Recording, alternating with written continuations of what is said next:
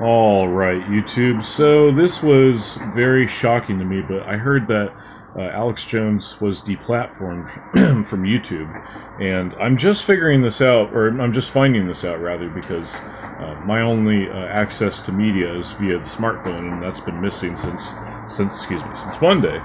And it was yeah, it was pretty shocking. So then the first video I watched, and I just want to go ahead and give a big shout out to Styx. You know, he made a really good video about why this whole thing is bullshit in such a passionate yet articulate way. So a big shout out to him, and that video is going to be in the excuse me, in the description below. But what I'm really just I have so many thoughts with this going on. Like, I have to look at this very pragmatically. Okay, look, the midterms are coming up, and you know, for everything that Infowars is, you know, it might be kind of goofy and kind of partisan in a way, you know, very pro-Trump, excuse me, pro-Trump in a lot of ways. Sorry, stuttering's kind of bad today. But they've rallied a lot of good folks together. They really have. And I'm one of those people included. Like, I started to get teased by Infowars back in like 2014 and 15 when I started getting sick of Obama and everything. And for good reason, too. And then Infowars was basically, you know, backing up, you know, my opinions and some, you know, so it was an echo chamber, and it was confirmation bias. But still, you know, it got me more, I guess, educated about my own political cause. So in a way, it was beneficial. I just, you know, this was my immediate reaction, was the midterms are coming up, and it's obviously political. So anyways, Infowars presumably would have played it, or probably still will play a huge role in the midterms. In fact, the deplatforming of YouTube, or excuse me, of Alex Jones, is something, in a way, it's a wedge issue to run on. So it's basically, you know, it's a way to say, like, you know, hey, look, the Democrats are the party of big tech, and they're going to basically deplatform those who disagree with you. So why not vote for us, the Republicans, who are, you know, pro-free speech? I'm not saying those are realities, but those are that's probably the argument that would go down. But yeah, I totally look at Infowars as like being one of those channels that would be very beneficial for the midterms. And, you know, obviously they still have their website, but they're struggling at the moment. They're having a hard time because they've basically been boycotted by, I guess, a bunch of different other services, like, I guess, Apple and Spotify, I think. So yeah, they're definitely hurting, but it's, you know, it's a good thing. It's a good thing because, look, this is a total expose of YouTube now. They're basically exposing themselves as snowflakes. They can't take the heat, so they got to get rid of Alex Jones as a high-energy individual. And they're basically like, oh, this guy's too much for us. We got to get him out of here. And this whole line of bullshit about their, what is it? Oh, hate speech. Like, yeah, he's spewing hate speech. I don't see it, guys. I really don't. And besides, hate speech is and hate crimes, those are very subjective ideas. And I think anybody with common sense will go ahead and say that, look, hate crimes and hate speech have been constructed in ways that benefit certain groups of people. And it's not even certain ethnic groups or racial groups. It's just for certain individuals. Because just because you're black doesn't mean you're going to get a free pass or anything. Only certain black folks. And, like, in big media and shit, they like propping black folks up for some reason. Like, I guess so. It's in a lot of ways, it's there to try and mask their racism. But anyways, I digress. Sorry, because there's so many thoughts going through my head about this, guys. Honestly,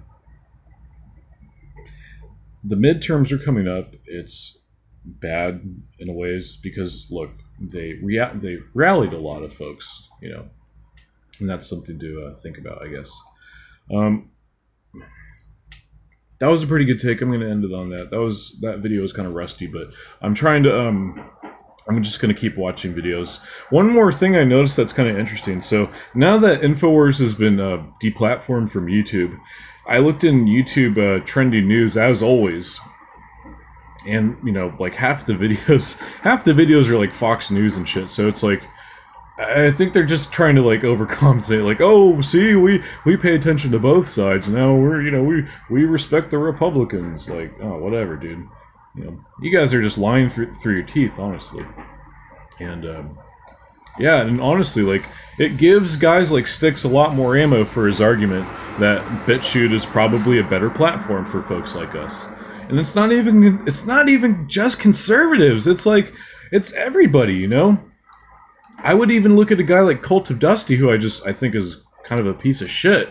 But still, I look at him, I'm like, they would probably deplatform him because of the way he, you know, because of his style, you know, it's total bullshit. I would, in Progressive Voice, I would totally defend it. I would totally defend those two guys if they were to get deplatformed. It's bullshit. And you only know that they're doing it for partisan reasons.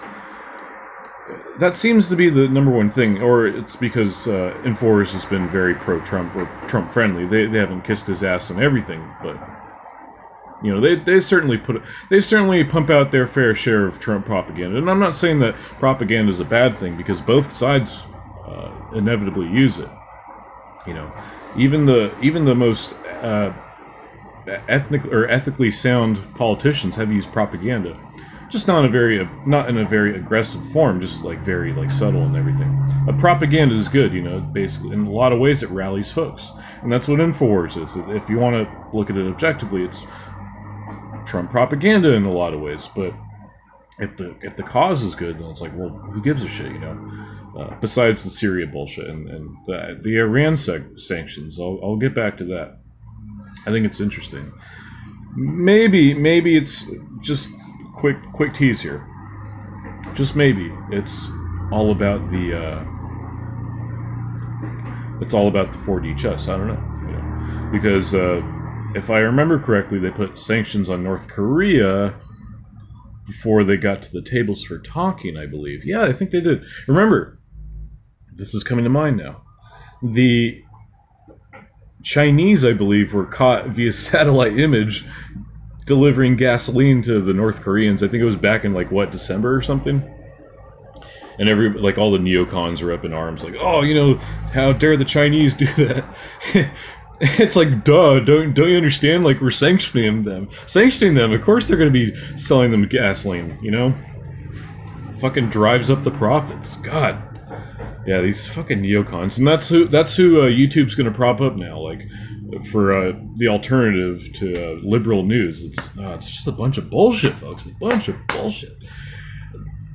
And I can't help but smile because it's like, we're winning. We're actually winning because, look, they're so threatened by folks like us, they're going to deplatform us. It means that our words carry weight. Definitely. I definitely believe that. Anyways, guys, God bless. Haters are going to hate, but we'll do everything in our power to make this place great. I'll go ahead and end on that. See you guys.